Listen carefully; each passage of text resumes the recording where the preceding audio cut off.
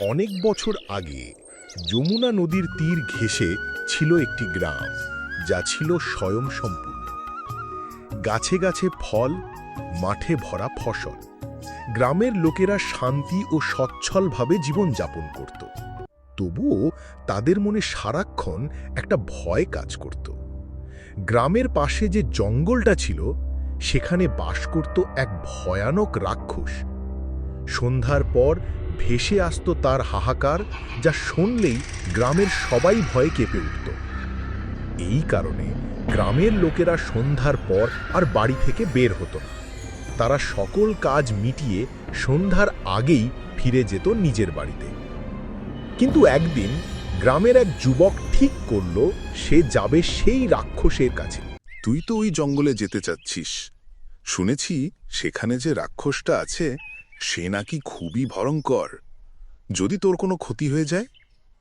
দাদু, তুমি চিন্তা করো না, আমার কিছুই হবে না। আর আমার মনে হয় না রাক্ষসটা এত ভয়ঙ্কর। যদি সত্যি সে এত ভয়ঙ্কর হতো তো এতদিন ধরে গ্রামের উপর তো সে উৎপাত চালাতো, কিন্তু এতদিন কিছুই করেনি। হ্যাঁ, তুই ঠিক বলছিস। তুই তো আর আমার কথা শুনবি না। তবুও তুই সাবধানে যাস। আমার আশীর্বাদ সবসময় তোর সাথে আছে। সেই যুবক রওনা হল পাহাড়ের দিকে। গ্রামের রাস্তা পেরিয়ে জঙ্গলের গভীরে প্রবেশ করল। ঘন জঙ্গলের পথ অতিক্রম করে অবশেষে সে এসে পৌঁছাল সেই ভয়ানক রাক্ষসের গুহার সামনে। ঠিক সেই মুহূর্তে তার কানে ভেসে এলো একটি চিৎকার, আমাকে মুক্তি দাও, মুক্তি দাও!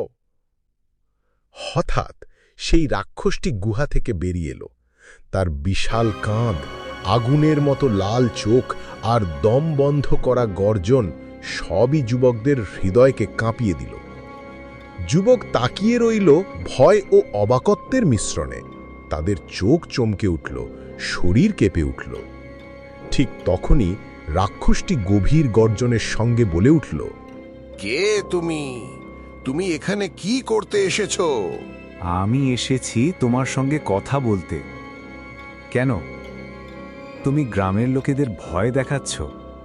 তোমার ভয়ে কি গ্রামের কেউ সন্ধ্যার পর বাইরে বেরোতে পারে না? তোমার চিৎকার শুনলেই সবাই প্রচুর ভয় পায়। মিথ্যা বলছো। আমি এখন পর্যন্ত কাউকে ভয় দেখাইনি। গ্রামের লোকের কোনো ক্ষতি করতে চাইনি। আমি শুধু মুক্তি চাই। সেই মুক্তি না পাওয়ার যন্ত্রণায় আমি চিৎকার করি। আমি বহু বছর ধরে এখানে আটকে আছি। তোমার এই অবস্থায় কেন? আর তুমি এখানে আটকে আছো কেন? যখন আমি জীবিত ছিলাম, আমি ছিলাম অত্যাচারী রাজা। একদিন আমাকে এক মুনি ঋষি অভিশাপ দিল যে তুই রাক্ষস হয়ে জন্ম নেবি এবং কষ্ট ভোগ করবি। সেই থেকেই আমি রাক্ষস হয়ে এখানে আটকে আছি। মুক্তি দাও, আমি আর সহ্য করতে পারছি না এই রাক্ষস জীবন। ঠিক আছে, আমি চেষ্টা করব। বলো, আমি কি করলে তুমি এই রাক্ষস জীবন থেকে মুক্তি পাবে? আমার এই গুহার মধ্যে অনেক ধন সম্পদ আছে। তুমি যদি এগুলো গরিবদের মধ্যে দান করে দাও, হয়তো আমি এই রাক্ষস জীবনের বন্ধন থেকে মুক্তি পেতে পারবো। আচ্ছা, ঠিক আছে, আমি তাই করব। রবি রাক্ষসের কথা অনুযায়ী তার সমস্ত ধনসম্পদ গরিবদের মধ্যে বিতরণ করল।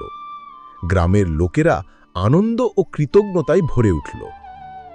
এরপর রাক্ষসটি ধীরে ধীরে শান্ত হয়ে গেল। সে দীর্ঘকাল ধরে আটকে থাকা যন্ত্রণাময় জীবন থেকে মুক্তি পেল। গ্রামে আবার শান্তি ফিরল। এখন আর রাত্রে বের হতে কেউ ভয় পায় না। রাক্ষসের রহস্য ও তার মুক্তি গ্রামের লোকের জীবনে এক নতুন আশা নিয়ে এল।